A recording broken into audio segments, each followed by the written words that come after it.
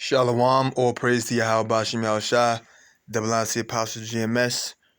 This is Allah coming at you with the video, and in this video, I'm gonna be focusing on the book of Saint John. Well, I'm gonna be focusing on the topic of the disciples and different disciples. I want to go into in this particular lesson, I want to go into Yahweh Shah's brothers. Okay, because people say that the Lord didn't have brothers or he had half brothers. So I want to get into this in this lesson, all right? So this lesson is going to be about Yahweh Shah. Yahweh Shah's disciples. It's going to be about Yahweh Shah's disciples. And who different disciples were, who their parents were, and things of that nature. Okay? So let's get into the book of St. John chapter 19, verse 25. Now there stood by the cross of Yahweh Shah his mother, his Mary, and his mother's sister. It doesn't give the name. Mary, the wife of Cleophas, and Mary Magdalene. So it mentions 4 women that had stood by the cross of Yahweh Shah. His mother, his mother's sister, Mary, the wife of Cleophas, and Mary Magdalene. First thing first, we know that Yahweh Shah's mother name is Mary. And it says Mary, the wife of Cleophas, and it says Mary Magdalene. So we see 3 Marys there, which shows us what? That Mary was a common name. Okay? Keep that in mind. Mary was a common name. As a matter of fact, let me get a quick scripture real quick. This is the book of Matthew chapter 13, verse 53. And it came to pass that when Yahweh Shah had finished these parables, he departed thence. And when he was come into his own country, which Yahweh Shah was born in Bethlehem, raised up in Nazareth, and when he was come into his own country, Nazareth, he taught them in their synagogue, insomuch that they were astonished, and said, Whence had this man this wisdom, and these mighty works? So they questioned, where did he get this wisdom from? How can he do these mighty works? Is not this the carpenter's son? So they said, isn't not this the carpenter's son? So right then and there, that shows you that they were offended in Yahweh Shah. This is the carpenter's son. I know this guy. He's the son of the carpenter. But right there goes to show that they knew that Joseph was Yahweh Shah's actual father, biological father. Is not his mother Mary? And right there, that goes to show you that they knew that there was no virgin birth right there. They said this is the carpenter's son. So that right there alone shows you that there was no virgin birth. Because if Yahweh Shah was born of some immaculate conception, if he had this mystical, majestic birth, then wouldn't not have everyone believed on him?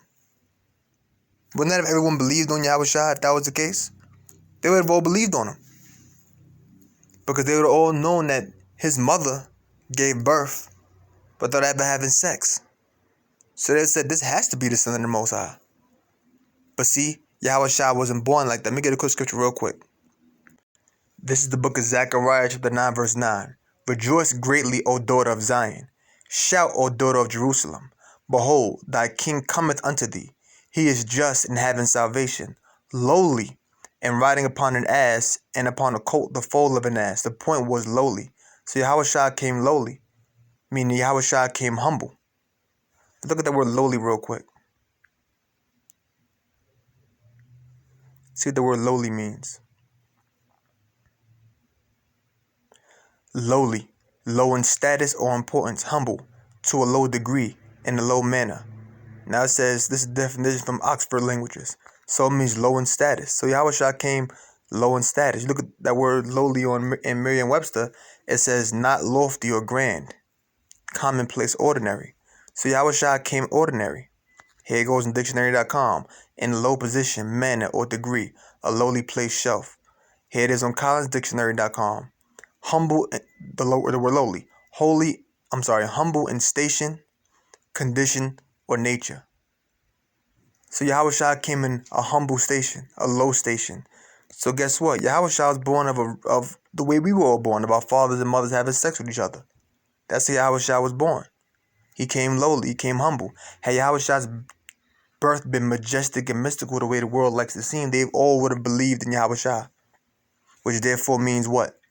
Yahweh Shah wouldn't have even been a stumbling block. What is a stumbling block? A stumbling block or a stumbling stone is a block or stone that's placed in your path that you stumble over because you can't get past it. It's an obstacle. They couldn't accept the fact that Yahweh Shah, that you had to believe in him to receive salvation. They couldn't accept the fact that you had to have faith in him to receive salvation. And that was the block, or that was the stone that they stumbled over. But had Yahweh Shah's birth been mystical, been majestic, or been of an immaculate conception, they all would have believed. Okay?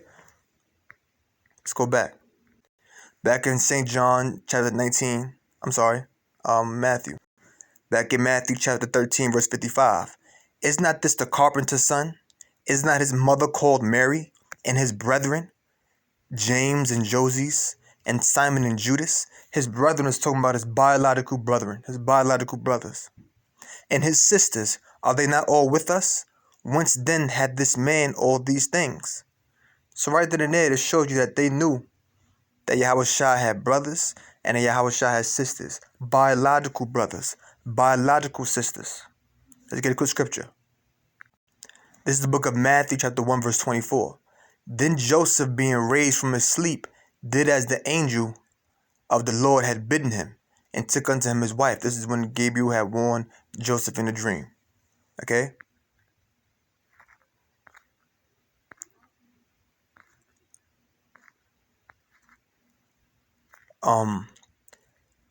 It says, then Joseph, being raised from his sleep, did as the angel of the Lord had bidden him, and took unto him his wife, and they escaped. Okay? And knew her not till she had brought forth her firstborn son. And we already know where it was that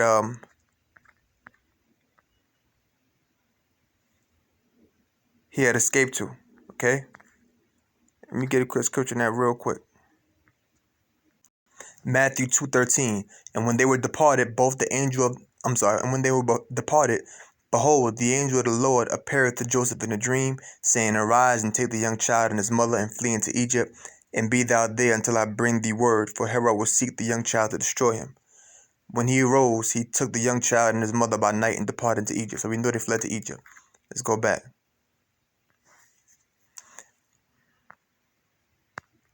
Bear me 1 second. Okay, so back in Matthew 1:24.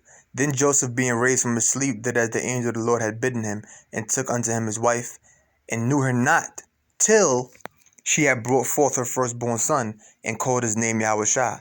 And knew her not till she brought forth her firstborn son. What does it mean, knew her not? Let's get that. This is from educalingo.com dictionary. There's the word carnal knowledge. It says, what does carnal knowledge mean in English? Carnal knowledge. Carnal knowledge is an archaic or ancient, old, or legal euphemism for sexual intercourse. The term derives from the biblical usage of the verb know or knew, as in the King James Bible and other versions, a euphemism for sexual conduct. And Adam knew Eve his wife, and she conceived and bore Cain, and said, I have gotten a man from the Lord. Now that's the exact scripture that I was going to get.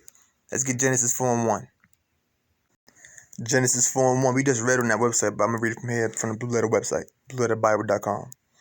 And Adam knew Eve his wife, and she conceived, and bare Cain, and said, I have gotten a man from the Lord. Yahweh Bashem Yahushua. So we know that knew or know is a euphemism relating to sexual intercourse. So when it says Adam knew Eve his wife, and she conceived, it don't mean he knew her name when she conceived. It means he knew her. He had carnal knowledge of her. He knew her carnally. He uncovered her secret parts. He knew her secret parts. They had sex. And she conceived and bare Cain. So when you go back to Matthew, the first chapter, Matthew 1:25, and knew her not till she had brought forth her firstborn son, and he called his name Yahweh Shah, and knew her not till, meaning did not have sex with her until. In other words, after Joseph and Mary had sex and Yahweh Shah was born, he had sex with her after that, which brought forth Yahweh Shah's brethren, and which brought forth Yahweh Shah's sisters, as you read in the book of Matthew, the 13th chapter. Okay? Because we already know they stated that he's the carpenter's son, so they knew that Joseph was his father. So they knew he wasn't born of an immaculate conception.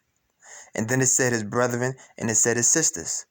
So we know that Yahweh Shah had biological brothers. He had biological sisters. We know that Joseph and Mary had sex, and Yahweh Shah was born from that. And we know that his brethren and his sisters were also born of Joseph and Mary, because we just read here, it said he knew her not till she had brought forth her firstborn son, and he called his name Yahweh Shah. So Yahweh Shah was the firstborn, and then Joseph had sex with her after Yahweh Shah was born, which brought forth the brethren and the sisters that we read about in the book of Matthew, the 13th chapter. Okay? Back in Matthew 13:35, is not this the carpenter's son? Is not his mother called Mary, and his brethren James, and Joses, and Simon, and Judas? And his sisters, are they not all with us? Whence then had this man all these things? How did he get this knowledge? We know this guy. And they were offended in him. But Yahweh Shah said unto them, a prophet is not without honor, save in his own country and in his own house. So they were offended in Yahweh Shah. Okay? Let's get another scripture real quick. Jeremiah chapter 3 verse 14. Turn, O backsliding children, saith the Lord, for I am married unto you, and I will take you one of a city and two of a family, and bring you to Zion. So it says two of a family. So for that scripture alone, we understand that you can have multiple people that are brought back to the Lord. Multiple people of a family. Just like in Yahweh Shah's family, you can have multiple people that are brought into the Lord. Multiple people that are brought into the faith. And guess what? Yahweh Shah had brothers that believed in him. But the Yahweh Shah had brothers that didn't believe in him? Let's continue.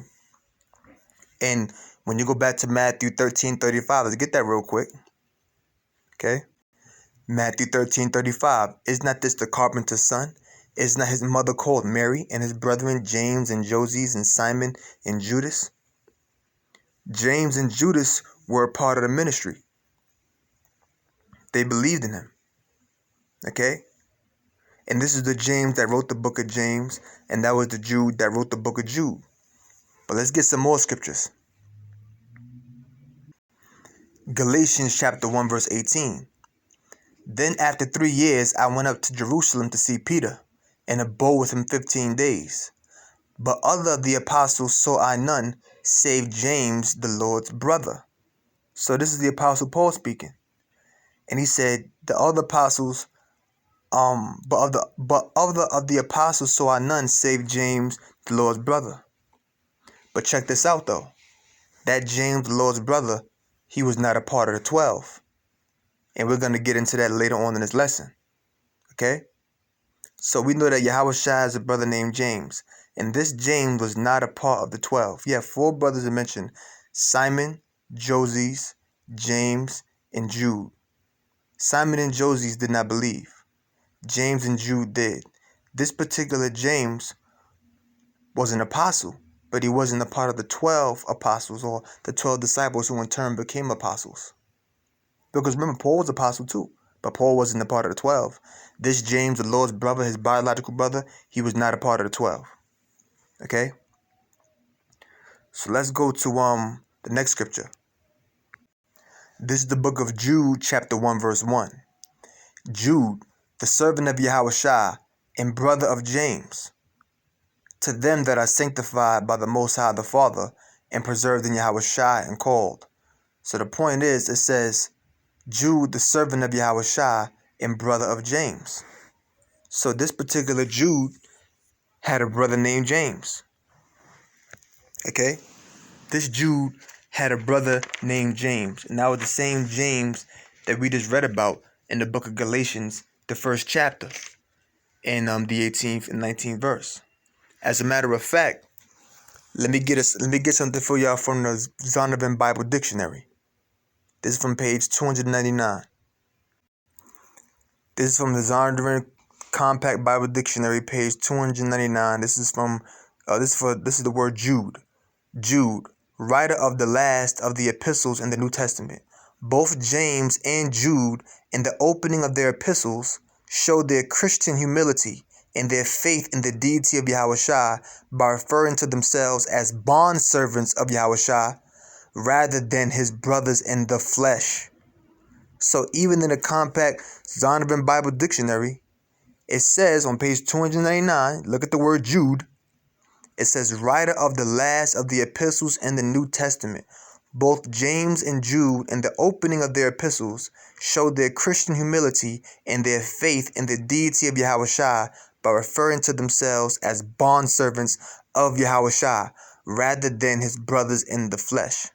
So right here is telling you that James and Jude refer to themselves as bondservants or servants of Yahushua, servants of Yahushua in the faith, rather than his brothers in the flesh. So right here is telling you James and Jude were the actual brothers in the flesh of Yahushua, his actual physical brothers, his actual biological brothers. So right then and there we know Yahushua has two brothers who were believers. James and Jude, who were his biological brothers in the flesh. All right? And I'm going to end that part right here, and I'm going to come back with the next part. Shalom. This is part 1.